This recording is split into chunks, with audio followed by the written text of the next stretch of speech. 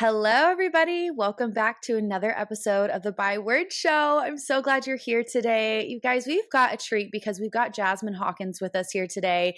And we have just connected. But you guys, what I know of her so far is that she's amazing. And I can't wait for you to hear from her. So, Jasmine, first of all, thank you so much for being here. Welcome to the By Word Show. Before we dive in, would you just tell us a little bit about yourself so the audience can get to know you a little better? Like what are your passions, your experiences, the things that kind of like have shaped you and your story?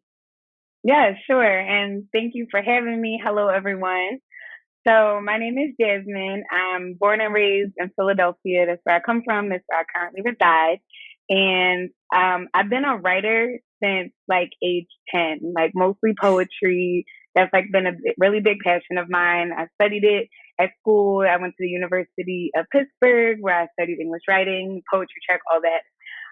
But I remember senior year of college, one of my advisors was like, you really need to think about like what you want to do professionally, like realistically.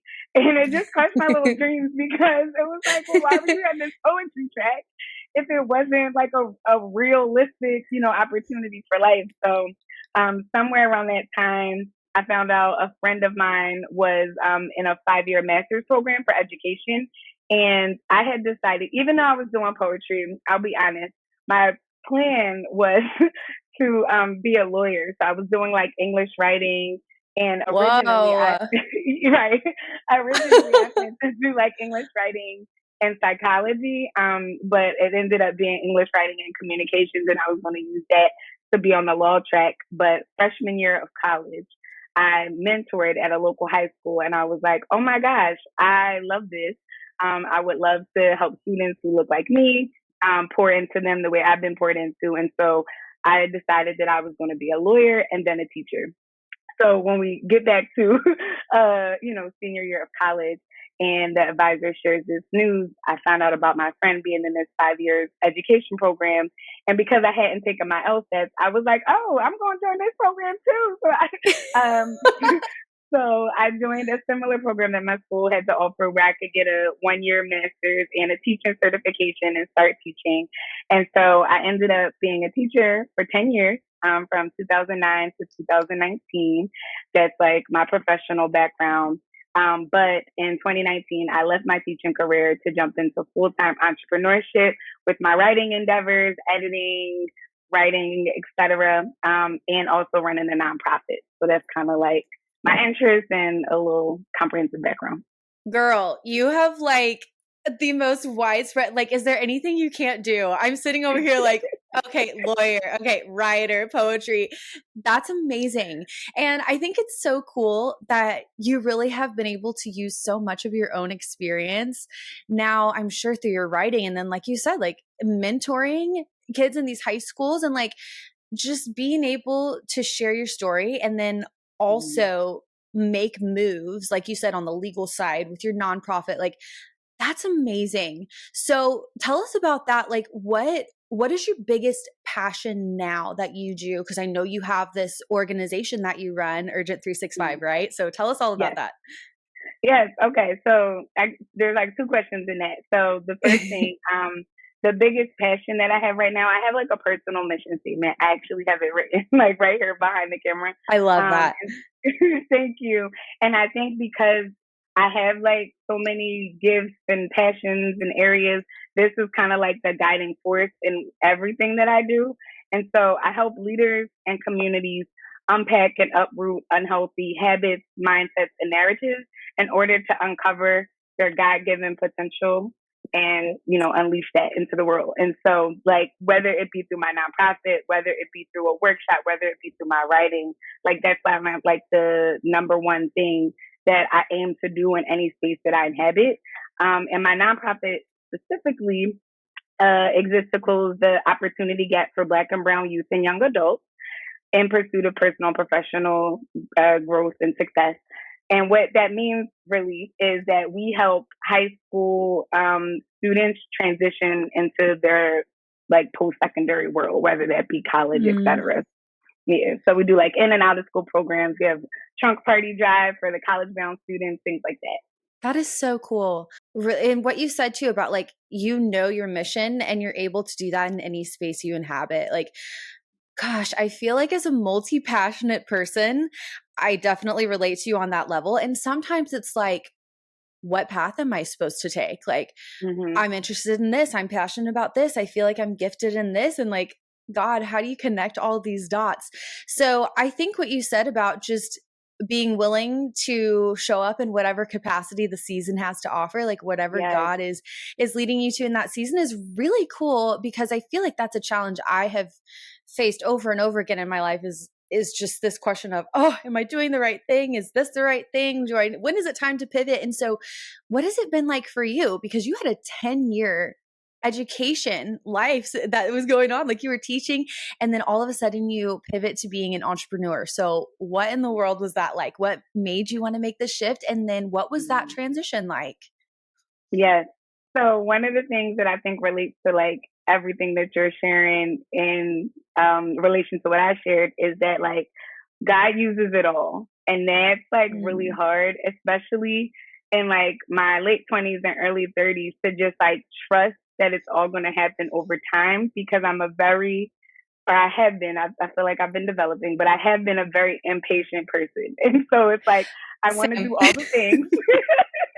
I want to do all the things. I want to do them all right now, and all these gifts I have are supposed to be used. But what I can say, and I'm 35 now, so like now in my mid 30s, I can look back and see like what you said. Like there are different seasons where certain things happen or certain things develop to be used at the proper time. And so, like with my particular journey, I started teaching in 2009. In 2015, I got the idea to like write a book. It was a poetry chat book, so a small like 40-page poetry staple binded project. But when I did that, I remember being like, oh my gosh, I'm tapping back into my passion, because I was on this search for like, at that point I had my job, I had my degrees, I had my house, and I'm like, but what else Mm. is there? I feel like there's something else in life. And so when I had that like desire to get back into writing, I'm like, I've always known writing was my passion, but I never felt like I'd be able to have a sustainable career doing it. So I really just never pursued it in that way. But when writing the book, I met tons of poets in the poetry scene. I started performing and all of these things. And I remember talking to my dad, and I was like, Dad, you know what? Like, I think I'm good on this teaching thing. I taught for, this many years. I think I'm just going to focus on my writing. That's 2015. Mind you, I have no background in business, no history in business. I know nothing about it. I'm just like, this is a passion. That's what I think I'm going to do. Fortunately, I happened to get a job offer to teach at another school, which is where I ended my teaching career. And they were paying me, they were offering 40% more than what I was currently making as a teacher. So I was like, you know what, Dad? I think I got a couple more years in me. I Yeah. can do this. So I went to that other job, and in 2017, I had that pull again. Like, okay, I'm teaching, but at this point now I've been performing for money, like so professionally. I'm running workshops outside of school. So I have like this secret life. Like I'm a teacher by day, but this poet Yeah. host by night. And so I really knew that there was like something more inside of me by that point, and it was time to like make a move, especially since I had gotten my feet wet. And also at school, I had kind of blended those passions because I started an after school program where students were able to. It was a theater production, but in between the scenes, we had like poetry performances, dance performances, and like all Wow. the other art forms. And so I remember we did our first production that year, and my boss at the time was like, because I had been talking to her about like I need to like go part time. Like I can teach some of the time, but like I need to work on this. And at the performance, she was like, "I see why you have to go," which was really huge Mm. for me because she had been so resistant because she was like, "You're such a great teacher, like you don't want to, leave the Yeah. classroom." Which is another note of like when we begin to like let God lead, we can see how we can take the limits off of what something may look like. So teaching at that time for me was in the classroom. I still teach now, but I get to teach in other ways through like, workshops and programs. And so the last Mm. part of the story, I'll fast forward to 2019. So I taught part time for 2 years. So I taught my own writing class at the school, and that gave me more time to like start whatever business I was going to be doing outside of school. And in 2019, it was clear that like I have to go. Like still teaching was like at that point a crutch for me, and I knew my passion was like shifting. Like I started getting up later and later for work, still on time, but like running in the building at the last minute. And it was like my passion is no longer here. I have to shift. I don't know what that means, but that's what I have to do. And so that's kind of how I did that, and that's eventually what led to the book that I have today, Uncap Faith, because that was Wow. definitely a season of uncapping my faith. Oh my gosh. Yeah, I can't imagine because you mentioned so many key things in there. Like, number one, first of all, just that reminder that God can and will use all of the pieces, like the fact that you were able to teach, to be with kids, and to use your passions, and then even have your side thing going on, like getting your experience and working on your poetry, like publishing books. That's just so cool. Like you just never know the connections he can make if you say yes, like even you switching schools and then being able to do that program with the kids. And it's just so encouraging to hear because I feel like, gosh, I talk to so many women, I'm sure you do too, who feel like stuck in their season and they're like, oh, I know God has more for me, but I don't know how to get there. Or Mm-hmm. it's scary to think about taking that leap. I mean, you left a 10-year teaching career to start your own business. And so for you, what was that like going from, okay, I'm going to take this leap? I know you kind of mentioned your heart was getting prepared, like the passion was a Mm-hmm. little bit dwindling and then you felt ready. But it's sometimes just really intimidating and like, okay, I'm going to leap, but God, are you going to catch me? So how did you get to that point from that point to this place where you are now, where it's like, let's take the limits off, uncap our faith and see what God can do when we say yes. Yes.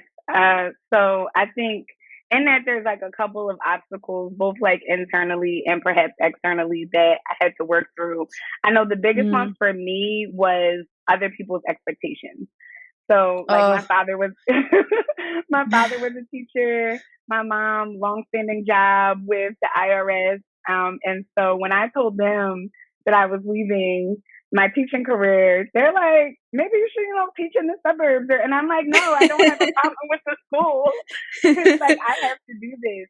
And it took a good bit of like work, and I think that like that 4 year period from 2015 to 2019 really helped prepare me. Where it's like I have no idea what is next, but I know I have to go. And when that, I think fire was kind of like burning inside of me, greater than like whatever they have to say. Like they may not like it, but I'm gonna do it anyway.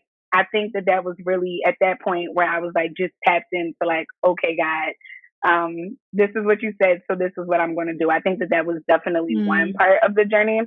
The other part of the journey is like the unknown. I do not do well with unknowns because I'm a very planned, calculated person. Yes. And like honestly, that was something that I feel like God had to like break in me, because I think a lot of times we say like we trust God, we have faith in God, we believe in God, but really we just have faith in our own ability to get things done. Like as long as I can see it, as long as there's money in Mhm. my account, then I'm good. And Right. my first year outside of the classroom, I left at the end of the school year in June. And between June and December of 2019, I just watched my finances dwindle, which was so uncomfortable. Because Mm. like I had to get a new car that year. So like that was a chunk of savings. I had to get a new heater for my house.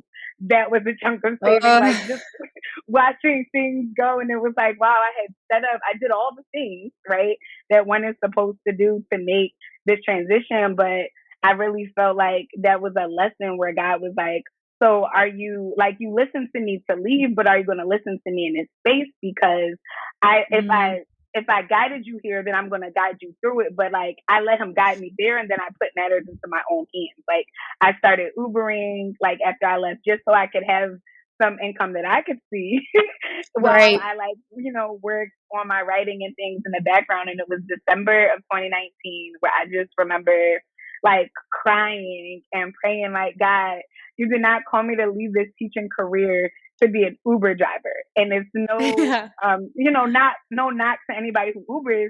I just knew that that's not what God, that was not all he had for me. And so I really had to Right. like tap in that moment.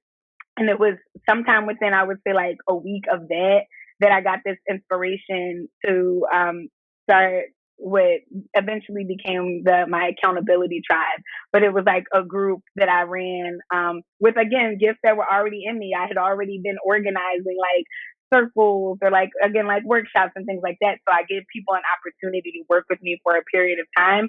And we would meet like weekly, and I'd give them like a resource guide.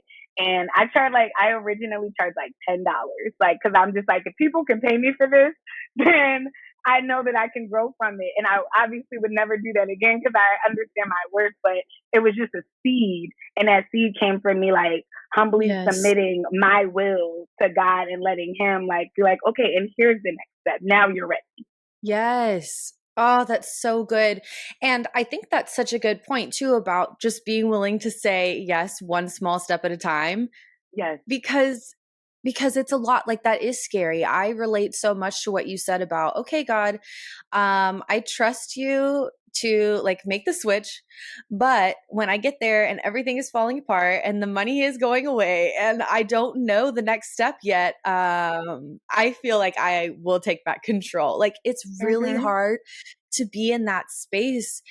But at the same time, it's so funny because anytime I find myself in a season like that, I'm just like, this is what I wanted, right? Like, I wanted my faith to grow, and it can't grow when I'm still in control. And so I'm Mm-hmm. sure that season for you, looking back, was such a like a marking time for you, because you probably got to see God show up in ways that you never would have had you continued doing what was easy, what was comfortable, like what was in your control. And I constantly have to process through that over and over again. I mean, Mm-hmm. daily, every season of life, just like, okay, Lord, I trust you. I say yes. I want to see what you can do. And I know that requires surrender. So I'm just going to be okay with waiting and not knowing all the answers right now. And it's so it's so uncomfortable to be in that tension of like, okay, I'm saying yes, but I don't see it yet. But also, like, just leaving that space, we just get to see God move in ways that we wouldn't otherwise. So talk to us about this idea of uncapped faith. What does that mean to you? How did that idea come about for you? Yes. So, and I'm gonna, because you said some things that I kind of want to underscore as well. So, first and foremost, unkept faith is a journey.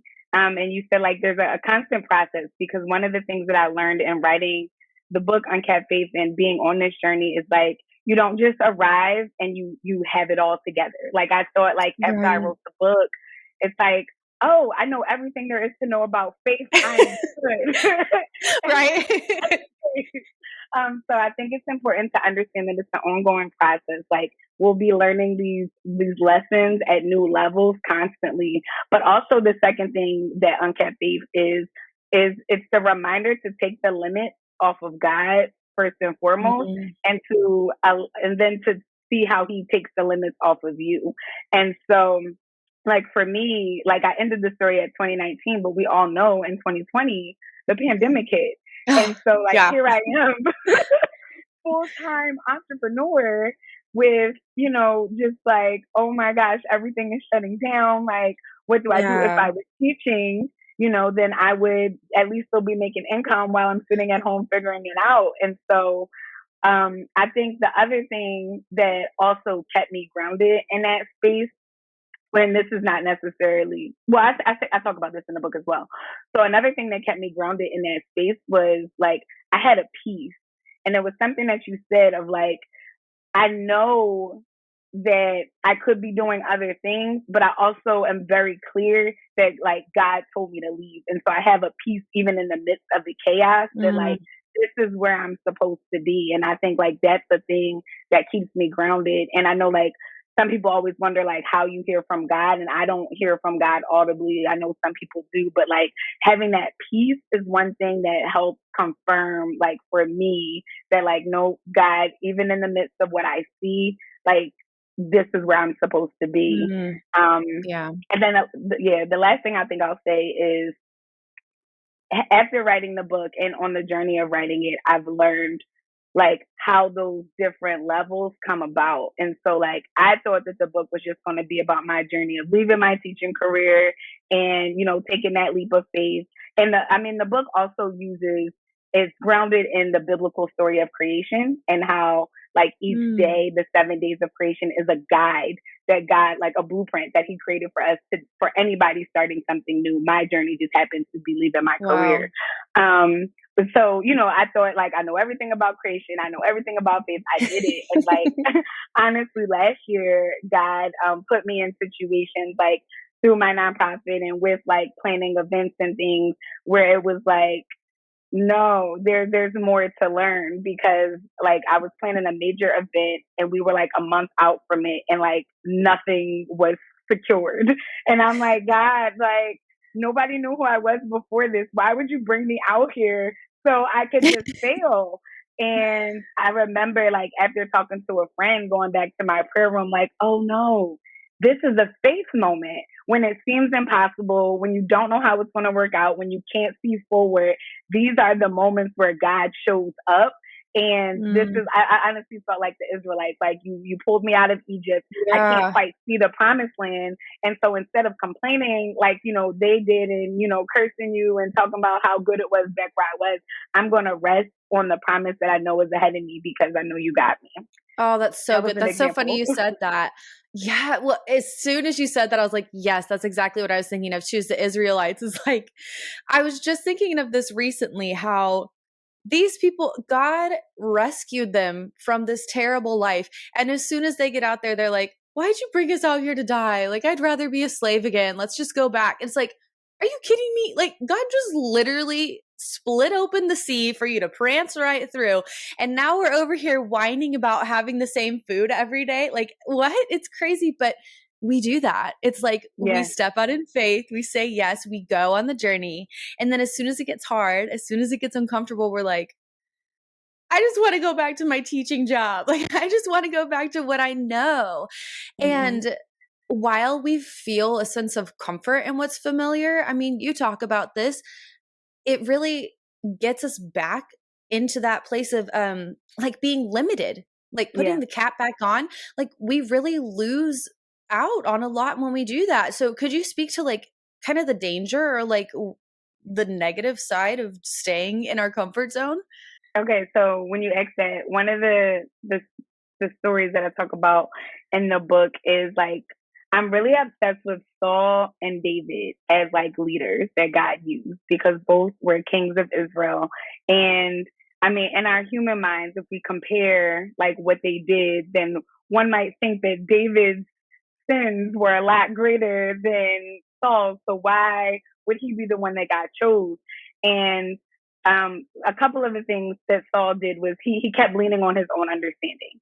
And so like Mm, they were, you know, at a place of battle and he was told by Samuel, the prophet of the Lord, like, wait, I'll come and pray for you before you go into battle. I'll be there in 7 days. The seventh day came and went and Samuel had not arrived. And so Saul's like, okay, I know it's important to pray, so I'm gonna do. I think it was the sacrifice. He's like, I'm gonna do the sacrifice, and as soon as he finishes it, Samuel walks up like, "What have you done?" And that may seem small, mm, right? I mean, it seems small to us, but for God, it's like if I can't trust you to be obedient with the responsibility that I've given you, then I can't use you because you're going to mm, continue to go back on your own understanding, your own thoughts, your own desires. You're going to continue to focus on the pressure that you see and not find how to tap into me versus David, who we know, stole a man's wife, committed adultery, had him yeah. killed, which again sounds like heinous.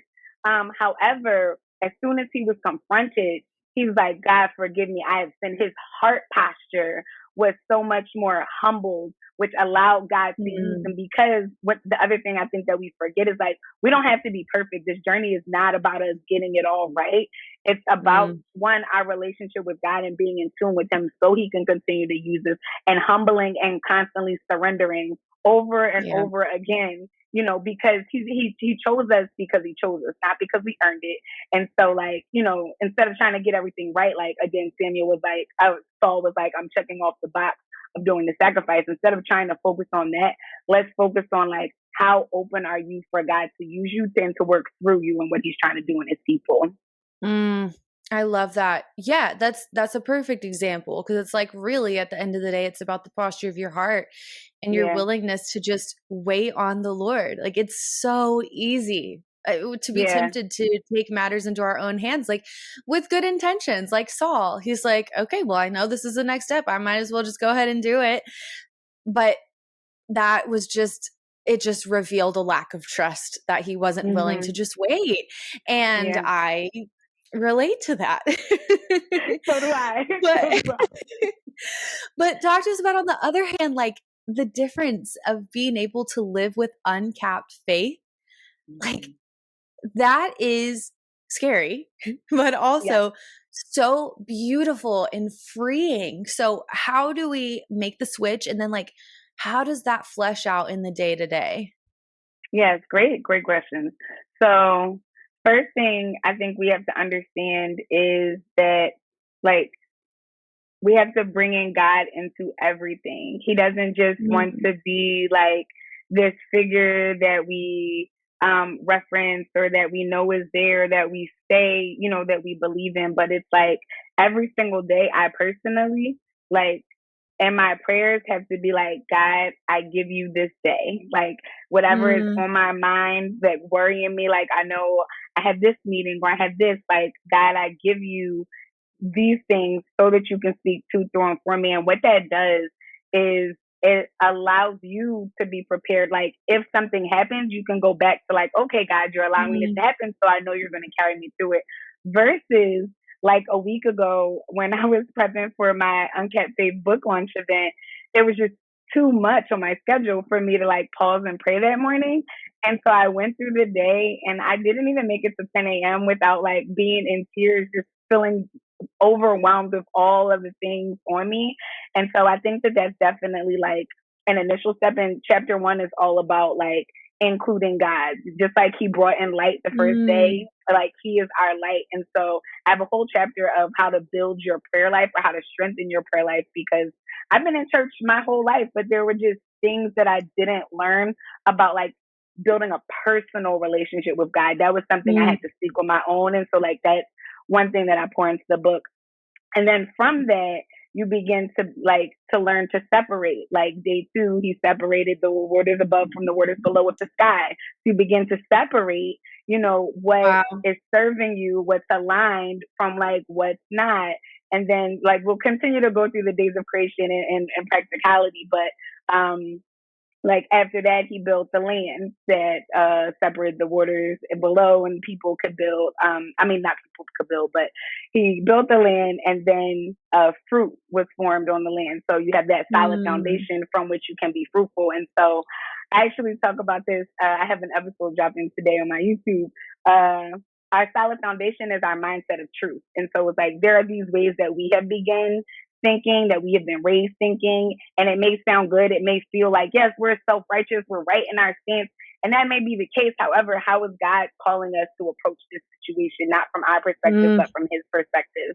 And so, like, learning the different ways in which we can make tweaks to our mindset, make tweaks to our decision making, make tweaks to our prayer life, I think is how we begin to see that play out practically. And that's like how the chapters are broken down in the book to help you build those strategies and skills.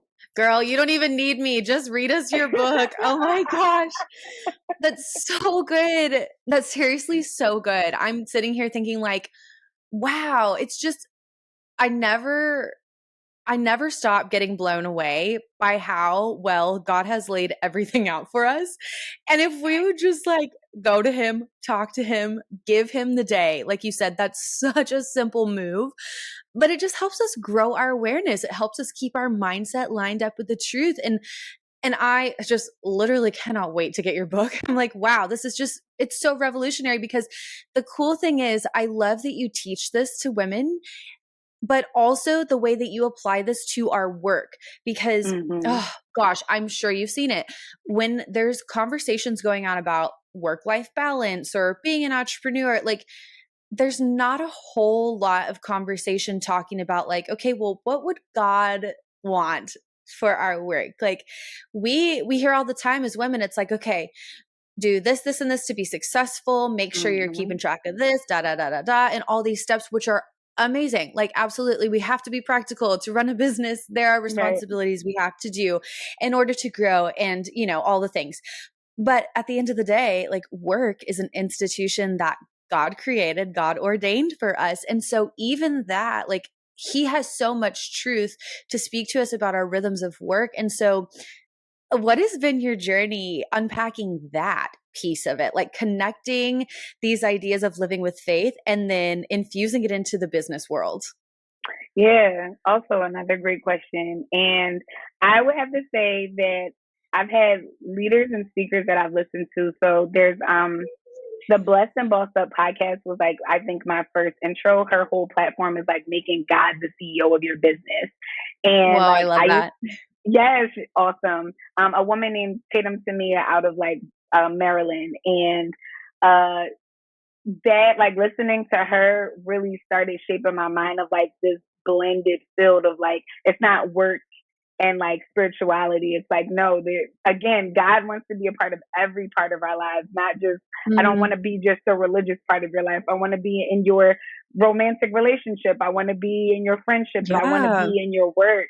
And so I know that that was really big. And I'm also fortunate now to have a pastor who has an entrepreneurial spirit and mindset. And so he has it's called the Daniels Den. His name is Pastor Darius Daniels. And so in the Daniels Den, he like teaches concepts that are biblically based because what he found in his own journey Mm, was like he kind of had to go out like outside of the church to find these principles that he knows from like studying theology are like godly principles, but they're just not being taught necessarily in the church for whatever reason. And so like right. when it comes to again like figuring out how to invite God into our day to day, I know that it's been helpful for me to tap into people who've already started that journey. And Mm, then from there, I've been able to like, again, apply it to my own. So seeing how, okay, like a lot of my journey has been like learning, I guess like, what is it? Trial by fire or a trial and error, yeah. either one of those. Yeah. So Yeah. it's like, taking the leap was one step. I thought that was cool. And when I look back, even though like 2019 was very hard, I also see like opportunities that I was given that I didn't even realize that came up that year, like an opportunity to run a workshop series at a museum because of a conversation I had with somebody. So like God was dropping breadcrumbs, but I think the other thing that we need to learn to sharpen is our ability to see him in a situation because like That's good. what what you said, like when we're overwhelmed with all of the things or all of the chaos, it's easy to see the chaos and all of the things that are not going right, but it's like wow, even in the midst of this, I had this, thank you God, because I don't even know how that would have come together. So Yeah. that would be like a big way that I don't know if I answered the question. I feel like I went off, but those were some ways that helped me in my like own business walk. The last thing I'll say is like we can't be afraid to like learn as we go. I know a lot of people are scared of taking whatever leap because it's like you don't want to experience like your savings dwindling. You don't want to experience like this negative thing, and it's like, but if you experience that with God, like, and that's not easy. Trust me, I'm not always like Yeah. but like we might have to go through that. That might be part of the journey, and so what you're afraid of might be what you need. Wow, that's so good. Yeah, definitely. No, that answers the question because I think really the key is not compartmentalizing, like you said right at the beginning there. It's not work and then my relationship with God. It's like he does want to be a part of it and we can invite him into every part of it and we can Mm-hmm. experience the same breakthroughs and moments of faith building. I mean, the same way in our business or every area of our lives that we give him access Mm-hmm. to. And it's just something that I feel like is easily missed, especially for women, because I feel like there's this pressure to already kind of prove ourselves in the business world, or, like being a working mom or whatever that season looks like. It's just, we face our own challenges as women. And so it's easy to forget the faith piece of like, okay, Lord, I just pray today that you give me favor, help me to make the right connections in my business. Give me your game plan for the next quarter or whatever that looks like. And that's just such a simple thing to do in the day-to-day rhythm of your life and business. So I think that's such an incredible reminder. So what tips do you have for women who are ready to take that step and start really uncapping their faith and deepening their relationship with God?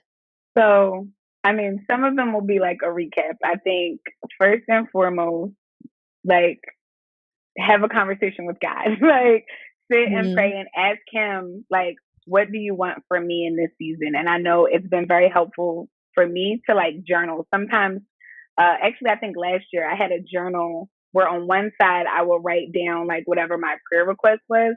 I would leave the other side blank until it was answered. So like I might go to the next page and just write on the back of the next page. But anytime God answered, because sometimes, if we're praying daily, it's like, how many prayers are we sending up, and are we remembering and keeping track of all the things? Right. So it's like, sit down, have some quiet time with God and just ask like, what will you have for me in this season? Help me to see the doors that are opening and see how you're moving in my life. I think that that's like first and foremost the tip. And then the second thing is there's something that you probably already know, right? Like I knew writing was a gift for me since I was little. And so like a part of your prayer can also be like, God, how do you want to use this thing? Or reveal to me when the right time is for me to use this thing. Because just because he gave me something, the podcaster that I told you about, Blessed and Bossed Up, she said, when God gives you an idea, the first thing you need to ask is when. Like, is this something I should move on now?